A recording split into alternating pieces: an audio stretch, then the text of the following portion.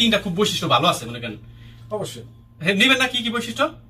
1 number ক্ষমতালোভী, 2 number হিংসুক, 3 number বেদাতি। এই তিন জিনিস মিলে এলো চোর মানে। আপনি উল্টাপাল্টা কথা কি করেন?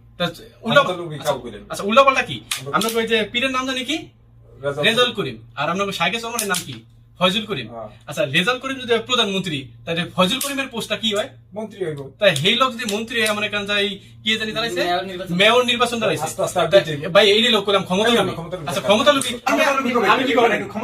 এই যে আপনি যেটা দেখেন না, এই যে ক্ষমতালোভী, হিংসুক, ক্ষমতালোভী।